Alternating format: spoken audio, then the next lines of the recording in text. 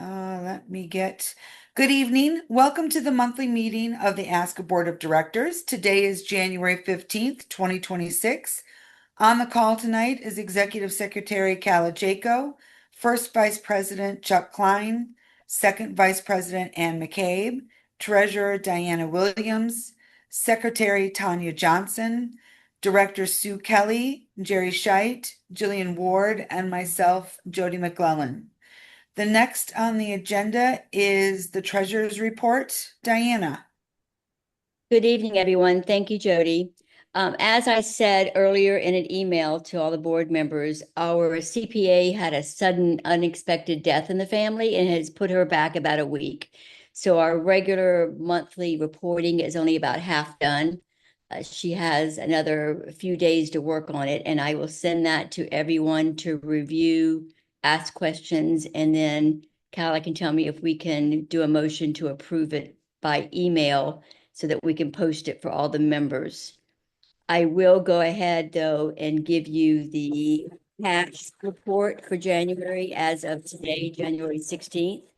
Our checking account has 120,126.14.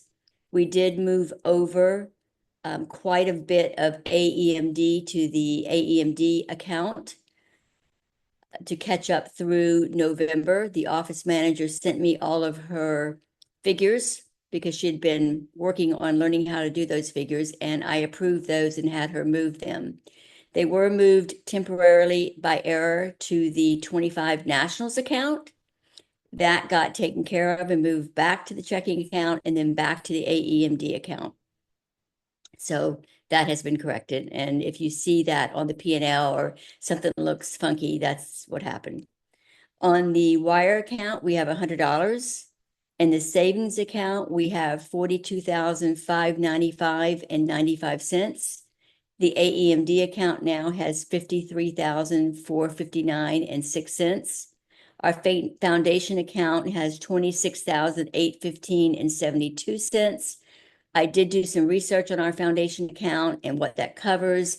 And we did put in some junior money there that's going to be coming back out and going back to the 7,200 account. That's $3,865. And that comprises of a couple of different donations along with the junior fundraiser project that Nationals put on this year. We also, what will then be coming out of that money is we had a member who wants to stay anonymous, offer to repay all of the juniors for their entry fees for performance events. Of course, confirmation, they don't pay for confirmation.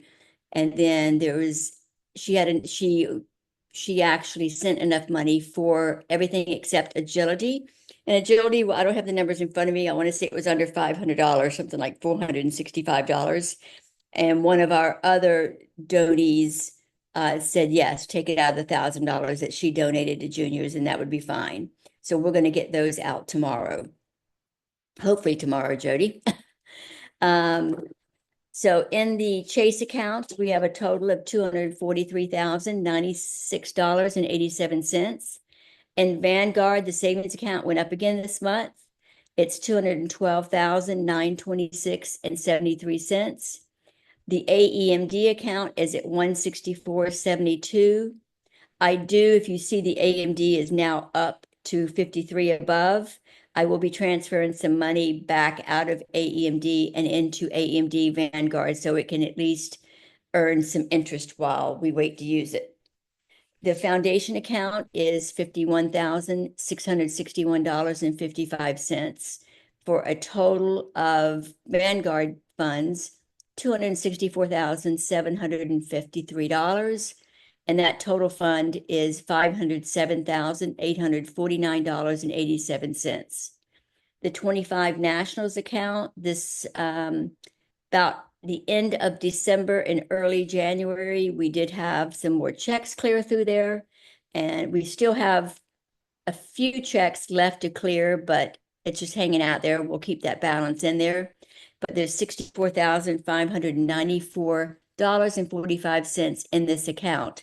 Jasmine was starting to work on, but she hasn't yet, on finalizing and searching for some errors in admissions to balance our reports. Our reports against the bank balance are off. They're not adding up. So she's going to go through and see what she can find because I've kind of exhausted my thoughts on that. 26 Nationals has $8,404. Everyone is now hooked up to that account. Everyone knows how to get into that account. I went in there just to see if anybody's done any work in that account. Nobody has yet, but it's there and it's available.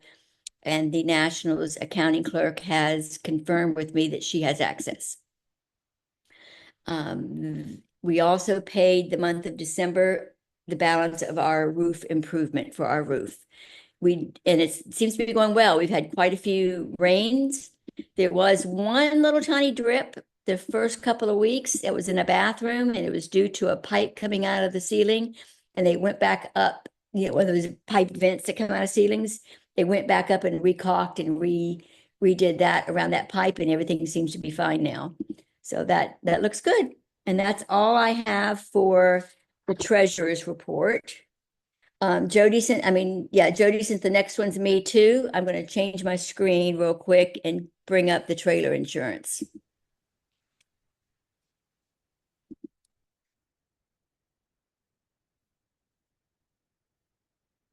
So I sent everyone I was driving at the time, and then I really didn't follow back up with everyone.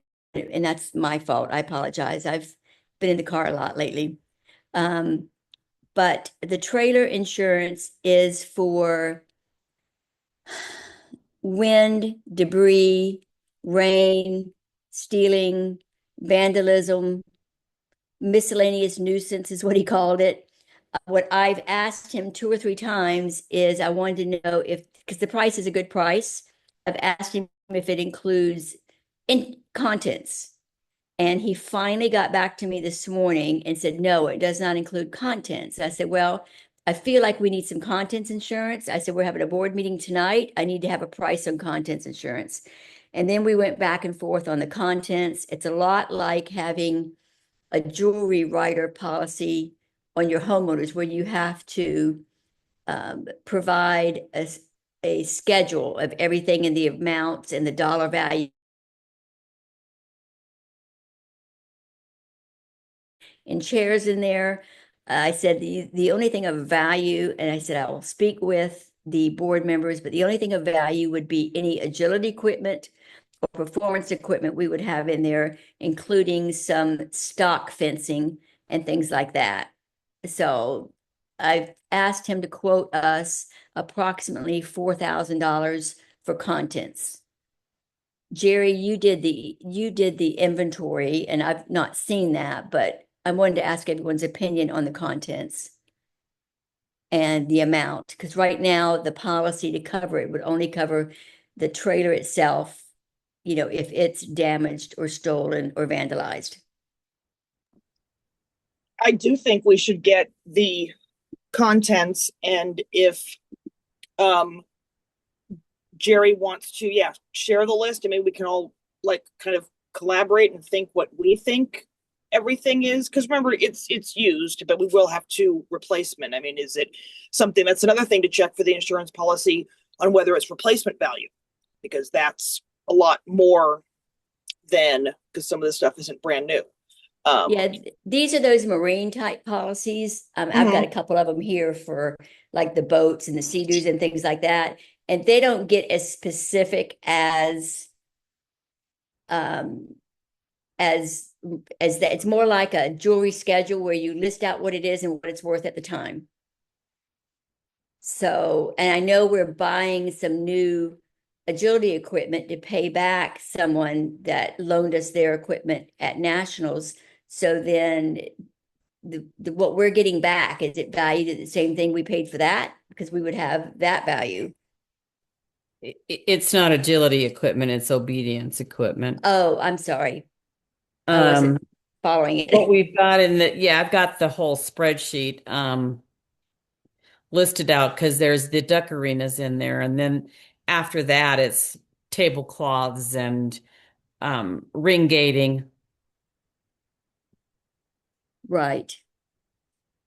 And then also, I think we have the buckets and the boards for confirmation too, right? Or is that just ring gating? I The can't boards remember. aren't in there. They take those back, but they're plastic ice cream buckets.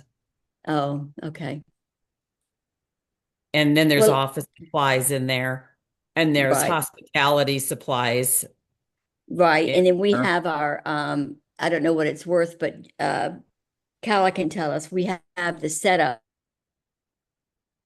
signage and the There's podium. whiteboards, and I've got the whole spreadsheet, so I guess Okay, you can put a dollar amount on that. yeah, okay. Maybe you can send that to me. He's going to contact me again tomorrow. Yep. And then I'll send a follow-up email to everyone how much it's going to cost for contents. Because I did think we needed contents. And it's one thing to have the trailer go off with all of our belongings, our stuff. Yep. And that was Yes. all. That's all I wanted to talk about on the trailer insurance. Diana, Yes, I ma'am. would just as an example, I don't know if $4,000 would actually cover just the equipment. Um, it might be pretty close, but if you can get a few levels, you know, 4, 6, $8,000 for quotes, That's I what think I'll, that might be no, that's what I've asked for. okay, I have good. asked for that. I have asked for Okay, that. Yeah. perfect. Well, we'll look Because, forward to those numbers then. okay, sounds good. That Thank was you. all on my list. I'm good.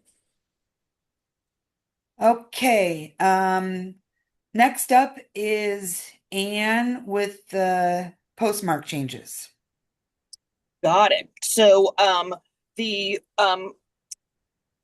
we notified our members, in, I think, the Facebook group and on our members group, that apparently, there is a new system with the United States Postal Service, where when you drop it off at the post office, where previously that was your postmark date, that it is not necessarily that postmark date. And I had actually been looking into this previously, because we know for the office and many clubs that they are starting to do more things electronically. So the term postmark can be outdated, or at least that we need to add in the option of electronically submitting. So I did kind of reach out to some of the members, and just the initial feedback that I got back was that not everybody can go fully electronic. There are people who don't do electronic payments because things have been breached. There are clubs that have very limited internet access because they're out who knows where. So, right, in the ideal world, we wouldn't have to deal with postmarks at all, and everything would be submitted electronically. But the fact that there are numerous references in rule books to postmark, that was something that I looked into. So initially, this morning, I went through most of the rule books and found printed out all the parts on postmarks, and there is common items in all the rule books, because we're all programs, we're all part of ASCA, in terms of sanctioning and getting in results and things like that. And I think at this point, what the board can do to at least make it so we're covering all our bases is to change the wording to postmark or electronically submitted. Now, for individual clubs, and this is something that I want that Sue and I are going to work on, and I'm going to rely on Sue for this a lot, is the stock dog rule book, because we all know for stock dog trials, stock dog entries, it is all about postmark, and there are numerous references to postmarks in the stock dog rule book and the kind of consequences of that. So that's something that we need to look into. And in fact, the stock dog committee like first brought it up. But it's something obviously that ASCA is aware of. And apparently, if one wants a postmark on the day that they have the item and mail it, that they need to go to the window and get it stamped. And so I think just making clubs aware of it, and it will probably be up to like the individual clubs on what works best for them. But there are items in rule books that pertain to the office that I think we just need a little clearer wording, because I don't think that we can dictate that it absolutely 100% must be this way, but that just wanted membership clubs to know that we're aware of it. And I think with Sue's help and the stock dog committee, which is kind of the most critical aspect of it, that we can help and possibly have suggestions for clubs. And so we are going to be working on that in the very near future. And would love to hear from clubs and especially stock dog clubs on kind of if they have any thought process on this new situation and what they're going to do about it.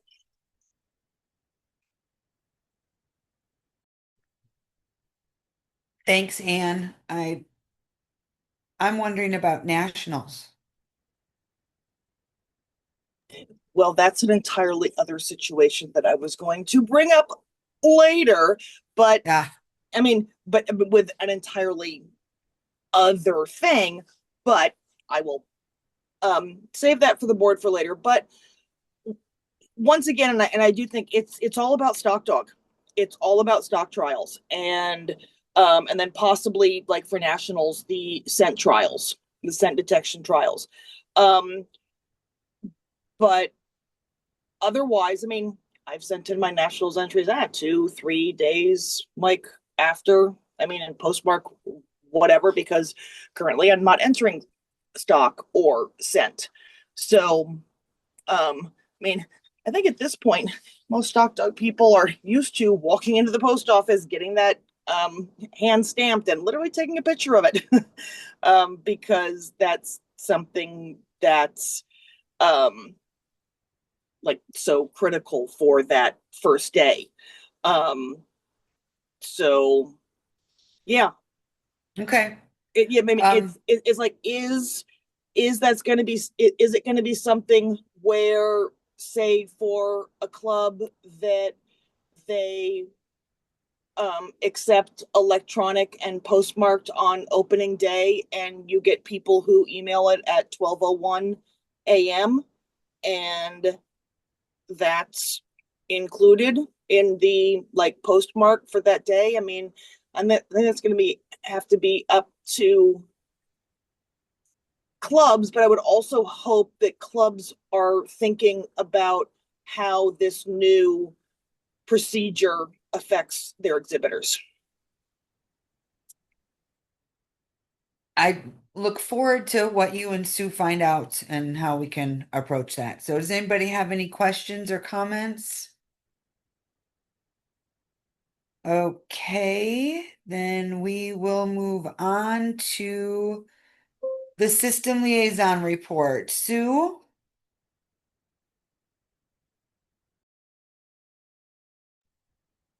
No. Okay, sorry.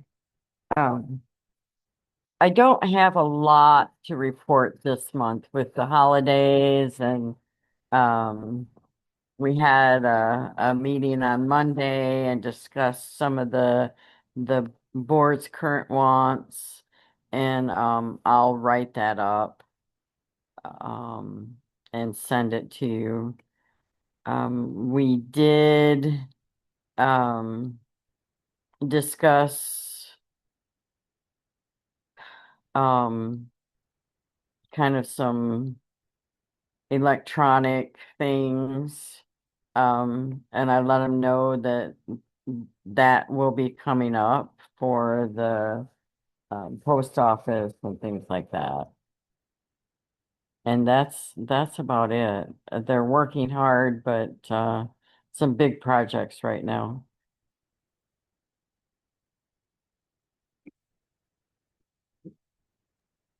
Okay. Any questions or comments? Okay, thanks, Sue.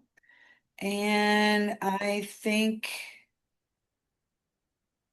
that all we need to do is last month's email. So would anybody like to make a motion? I make a motion. And can I get a second? This is Tanya. I'll second. Okay, all those in favor of accepting last month's email business, please say aye. Aye. Aye. Any opposed?